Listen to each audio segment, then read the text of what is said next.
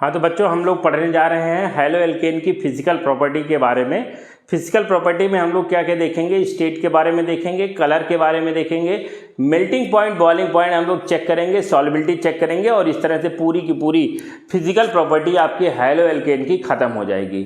अगर हम इसके कलर की बात करेंगे तो हम समझें, पहले हम लोग कलर देख लेते हैं। जितने भी एल्किल हैलाइड होते हैं, एल्किल हैलाइड जो होते हैं वो सबके सब कलरलेस होते हैं। कैसे होते हैं बेटा? कलर लेस होते हैं। बट अगर हम एल्किल ब्रोमाइड और एल्किल आयोडाइड की बात करेंगे, अगर हम उसको सनलाइट में रखेंगे तो कुछ कलर आपके ये प्रोड्यूस करते हैं। तो आपके जो एल्किल ब्रोमाइड है, एल्किल ब्रोमाइड और एल्किल आयोडाइड है, ये आपके कलर प्रोड्यूस करते हैं तब जब ये आपके सनलाइट में एक्सपोज किए जाते हैं। ये कहाँ एक्सपोज किए जाते हैं? एक्सपोज इन सनलाइट। ठीक है ना। अब उसके बाद दूसरी बात देखते हैं। दूसरी बात हम लोग देखते हैं स्टेट के बारे में। जितने भी लोअर एल्किल हैलाइड हैं, लोअर एल्किल हैलाइड, जितने भी लोअर एल्किल हैलाइड है, मतलब 2 कार्बन के एल्किल हैलाइड जो होते हैं वो सबके सब आपके क्या होते हैं? गैस होते हैं। क्या होते हैं? गैस होते हैं। जैसे मेथिल क्लोराइड हुआ, मेथिल ब्रोमाइड हुआ, मेथिल आयोडाइड हुआ, एथिल क्लोराइड हुआ, मेथिल क्लोरोफ्लोरो आपके कंपाउंड हुए, है ना, क्लोरोफ्लोरोमीथेन हुए, ये सबके सब आपके क्या होते हैं? गैस होते हैं, है ना। मैं लिख देता हूँ, देख लीजिए। आपके मेथिल क्लोराइड है आपका, ये गैस है। मेथिल ब्रोमाइड आपका लिख दिया, ये गैस है आपका। मेथिल आयोडाइड है आपका, गैस है। इवन क्लोरोफ्लोरोमीथेन आपका जो होता है, आपका Cl और F होता है, ये भी गैस होता है। और आपका C2H5Cl क्लोरोइथेन भी आपका गैस होता है। इसके अलावा जो आपके हायर एल्किल हैलाइड होते हैं, हायर नंबर ऑफ कार्बन के हायर एल्किल हैलाइड, ये आपके एल्किल हैलाइड आपके क्या हो सकते हैं? ये आपके लिक्विड हो सकते हैं। और बहुत हायर में जाएंगे तो आपके वो क्या कहलाएंगे? सॉलिड कहलाएंगे। सिंपल सी बात है। लिक्विड और सॉलिड स्टेट में पाए जाते हैं। तो लिक्विड में हम लोग जो पढ़ते हैं वो आपका है मेल्टिंग पॉइंट, बॉइलिंग पॉइंट, और सॉलिड में जो पढ़ते हैं वो आपका है मेल्टिंग पॉइंट। बट हमारे सिलेबस में केवल और केवल किसके बारे में डिस्कस किया गया है? मेल्टिंग बॉइलिंग पॉइंट के बारे में डिस्कस किया गया है। तो हम केवल बॉइलिंग पॉइंट पे फोकस करते हैं।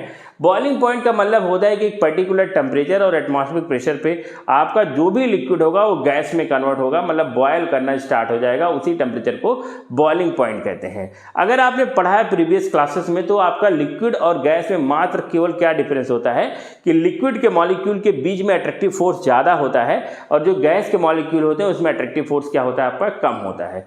अगर हम किसी कंपेरेबल मॉलिक्यूलर मास का, मतलब एक लगभग जो एल्किल हैलाइड का मॉलिक्यूलर मास है, उसी मॉलिक्यूलर मास का कोई हाइड्रोकार्बन लेते हैं और हाइड्रोकार्बन का लिक्विड फॉर्म लेते हैं, एल्किल हैलाइड का लिक्विड फॉर्म लेते हैं, और दोनों के बॉइलिंग पॉइंट को हम कंपेयर करेंगे तो जो एल्किल हैलाइड है उसका बॉइलिंग पॉइंट ज़्यादा होगा और जो हाइड्रोकार्बन है उसका बॉइलिंग पॉइंट क्या होता है? आपका कम होता है। उसका आप रीजन समझिए कि आपका जो एल्किल हैलाइड है, ये आपने लिखा एल्किल हैलाइड RX लिख दिया बेटा। X आपका क्लोरीन, ब्रोमीन, आयोडीन कुछ भी हो सकता है।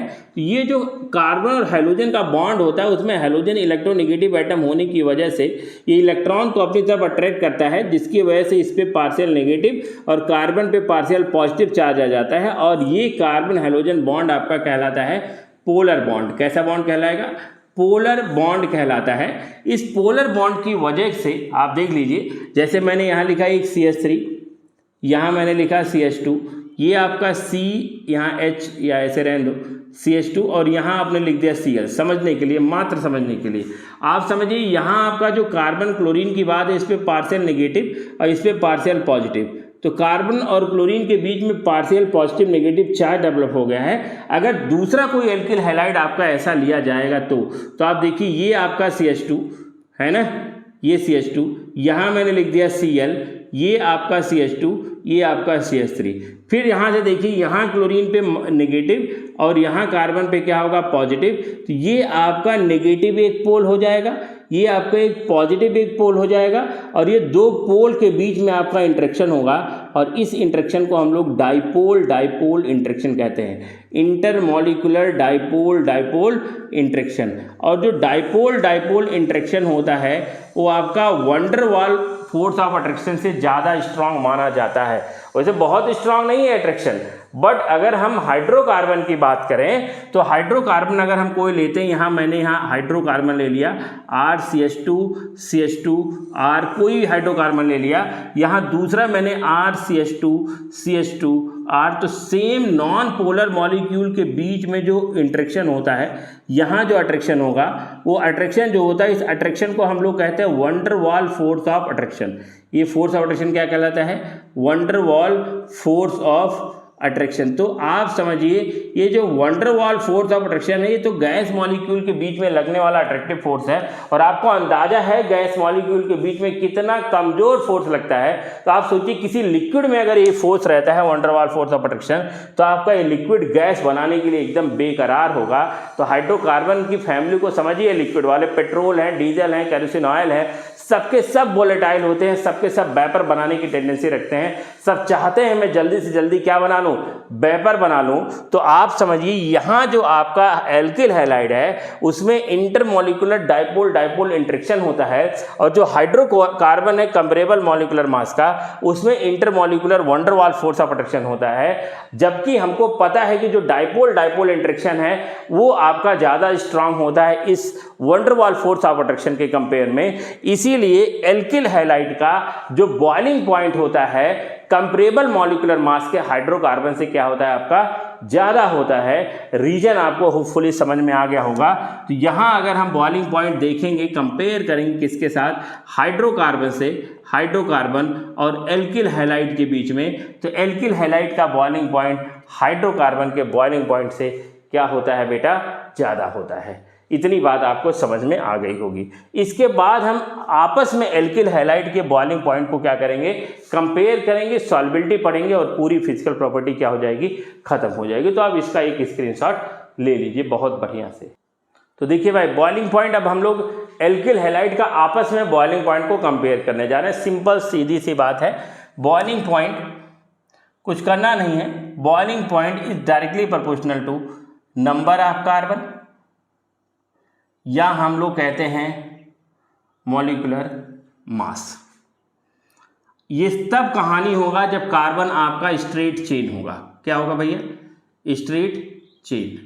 बहुत सिंपल, मतलब मैंने आपका लिखा है RF alkyl fluoride, alkyl chloride, alkyl bromide, alkyl iodide. यहाँ जो कार्बन है सब में सेम है, बट फ्लोरीन से ज़्यादा मॉलिक्यूलर मास क्लोरीन का, क्लोरीन से ज़्यादा आयोडीन का, ब्रोमीन का, ब्रोमीन से ज़्यादा आयोडीन का।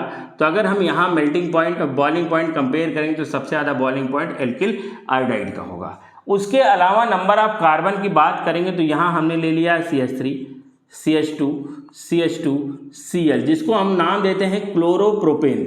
दूसरा आपका है CH3, CH2, CH2, CH2, Cl, इसका नाम है क्लोरोब्यूटेन। तो क्लोरोप्रोपेन, क्लोरोब्यूटेन में कुछ करना ही नहीं है, जिसके में कार्बन नंबर ज़्यादा उसका बॉइलिंग पॉइंट क्या होगा, आपका ज़्यादा होगा। तो इसका बॉइलिंग पॉइंट ज़्यादा है और इसका बॉइलिंग पॉइंट क्या है, आपका कम है। सिंपल।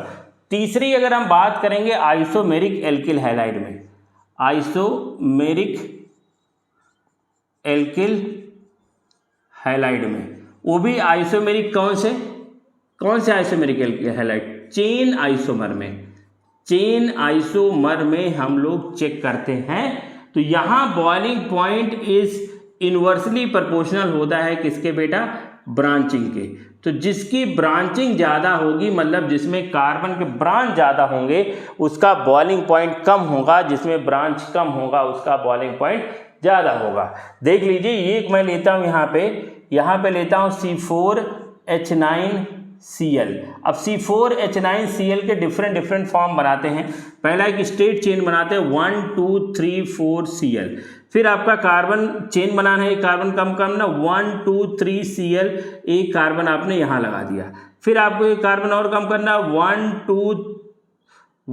2, यहाँ आपका 3, यहाँ आपका 4, यहाँ आपका Cl। समझ लीजिए ये आपने 3 चेन आइसोमर बनाए।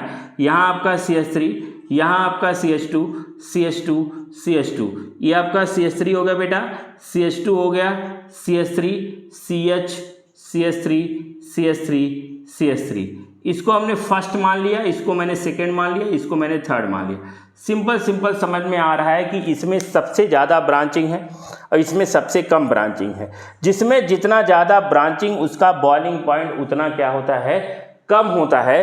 तो सबसे कम बॉइलिंग पॉइंट थर्ड में, उससे ज़्यादा बॉइलिंग पॉइंट सेकेंड का, और सबसे ज़्यादा बॉइलिंग पॉइंट किसका होगा, फर्स्ट का होगा। तो इस अकॉर्डिंग अगर हम बॉइलिंग पॉइंट देखेंगे तो सबसे ज़्यादा फर्स्ट का, फिर आपका सेकेंड का, फिर आपका थर्ड का। इस तरह से हम किसी भी आइसोमेरिक एल्किल हैलाइड के बॉइलिंग पॉइंट को क्या कर सकते हैं, कंपेयर कर सकते हैं। डाइपोल इंटरेक्शन होता है, ये आपको पता होना चाहिए। तो होपफुली आपको ये बॉइलिंग पॉइंट की भी कहानी समझ में आ गई होगी। इसके बाद आखिरी टॉपिक इसी में पढ़ना होता है जिसको हम लोग कहते हैं सॉल्युबिलिटी। तो सॉल्युबिलिटी बिना लिखे मैं बता देता हूँ आपको। सॉल्युबिलिटी की बात करेंगे तो आपका जो एल्किल हैलाइड है, जो आपके छोटे एल्किल हैलाइड है जिसमें कम कार्बन होते हैं, आप समझिए, लिख देता हूँ, जैसे जैसे कार्बन का नंबर बढ़ता है, इसको मिटा के मैं यहाँ सॉल्युबिलिटी बताता हूँ, है ना। Solubility is inversely proportional to number of carbon. Reason है, इसमें कोई रूल नहीं है। कार्बन आपका एक हाइड्रोफोबिक मॉलिक्यूल कहलाता है, एटम कहलाता है, जो आपका डिसॉल्व नहीं होना चाहता है ऑर्गेनिक में। तो जैसे जैसे कार्बन का नंबर बढ़ेगा, सॉल्युबिलिटी क्या होती जाएगी, आपकी कम होती जाएगी। वैसे भी अगर हम एल्किल हैलाइड की बात करें तो एल्किल हैलाइड थोड़ा पोलैरिटी होने की वजह से बहुत लेस सॉल्युबल होगा, बहुत अच्छा सॉल्युबल नहीं होगा, क्योंकि बहुत बढ़िया हाइड्रोजन बॉन्ड आपका हैलाइड भी केवल फ्लोराइड बना पाता है। और समझिए, अगर आप सोच रहे हो कि ये आपका R है, ये F है, ये हाइड्रोजन बॉन्ड बनाएगा, तो सेम टाइम पे आपका जो एल्किल है ये हाइड्रोजन बॉन्ड बनाने से इसको रोकेगा। तो ये एक जाना चाहेगा, ये किसको पीछे खींच रहा है, जिसकी वजह से इसकी हाइड्रोजन बॉन्ड बनाने की एबिलिटी बहुत कम हो जाएगी। तो आप समझ लीजिए कि जितने भी एल्किल हैलाइड होते हैं, जितने भी एल्किल हैलाइड होंगे, आपके सबके सब एल्किल हैलाइड वाटर के हाइड्रोजन के साथ बहुत कमजोर इंटरेक्शन करने की वजह से आपकी ये पार्शली मतलब बहुत लेस सॉल्युबल होंगे, बहुत कम सॉल्युबल होंगे। वहीं पे अगर हम कोई नॉन पोलर सॉल्वेंट लेके आते हैं, जैसे CCl4 हो गया, बेंजीन हो गया, इसके साथ इनका इंटरेक्शन बहुत बेहतरीन होने वाला है। और इसका इंटरेक्शन अच्छा होने की वजह से ये सब इस नॉन पोलर सॉल्वेंट में अच्छा डिसॉल्व होते हैं और वाटर में इसकी सॉल्युबिलिटी क्या होती है, कम होती है। तो यही आपको जानना है, डिसॉल्व होते हैं क्या, 100% होते हैं। जो लोअर एल्किल हैलाइड हैं लिक्विड फॉर्म में वो डिसॉल्व होते हैं, लेकिन जैसे जैसे कार्बन नंबर बढ़ाते हैं सॉल्युबिलिटी कम होती जाती है। और लोअर वाले भी आपके कम ही सॉल्युबल होते हैं, ज़्यादा सॉल्युबल नहीं होते हैं। तो होपफुली आपको सॉल्युबिलिटी भी समझ में आई। ये पूरी की पूरी फिजिकल प्रॉपर्टी मैंने आपके सामने रखा। पढ़ते रहिए, मुस्कुराते रहिए। Thank you very much.